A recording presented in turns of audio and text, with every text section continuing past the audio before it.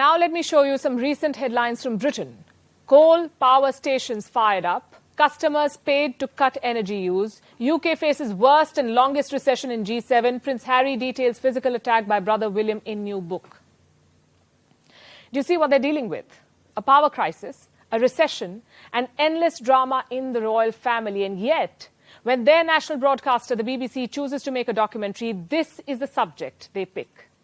India, the Modi question, that is the title. It talks about India's Prime Minister Narendra Modi. This documentary has triggered sharp reactions. I'm sure you've heard about it. Many of you asked us to take this up on Vantage, and here we are. Let's begin with an introduction of the BBC, the British Broadcasting Corporation. It was launched in the year 1922 as a mouthpiece of Imperial Britain. It's a public service broadcaster. It runs on taxpayer money, and it operates under a royal charter. The last few years have been tough for the BBC. There's a cash crunch, job cuts, and a growing list of controversies. They lied to get an interview, that famous interview with Princess Diana, the one where she talked about her failed marriage to now King Charles. The BBC had to apologize for that interview, for deceiving Diana to get a scoop. And as we speak, the BBC chairman is being investigated. What for? Conflict of interest. Richard Sharp is the BBC chairman. He's said to have helped former Prime Minister Boris Johnson secure a loan worth $900,000. Sharp says there was no quid pro quo. And I won't get into the case. This was just to show you what an illustrious record they've had. Now to the documentary they've done. We haven't seen it, and we don't plan to, but it has made quite a splash. If the idea was to grab eyeballs and to trend, they have succeeded. But at what cost, we ask?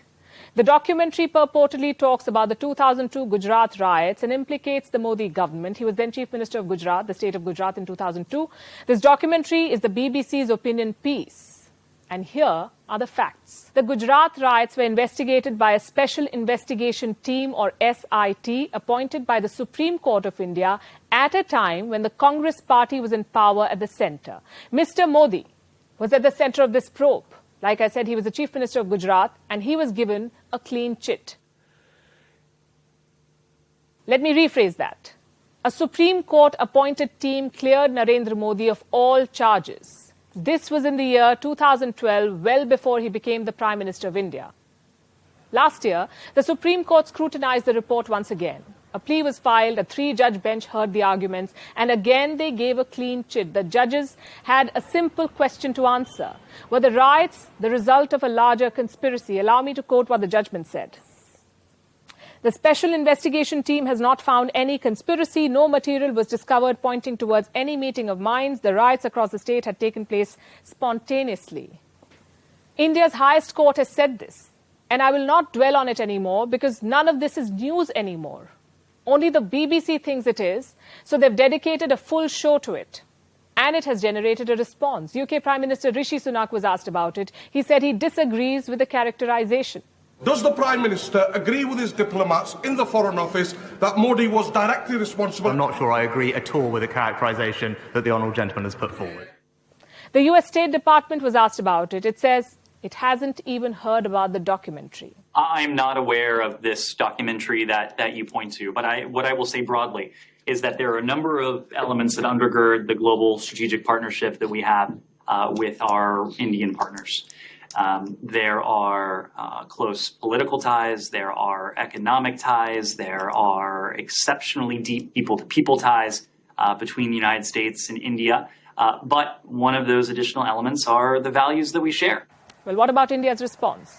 New Delhi decided to ban the documentary. Now, we're not sure how effective a ban is in this day and age and how advisable it is in any age. But a better way, we say, to counter this propaganda will be to set the record straight and reclaim the narrative, which is what we hope to do through this show. Meanwhile, if we may, here's a Republic Day gift from India for the BBC. A list of suggestions for the BBC for their upcoming documentaries. Number 1, the Kohinoor and the colonial loot. Number 2, an outdated monarchy and unhealthy obsession with the royals. Number 3, racism in 2023. We're waiting.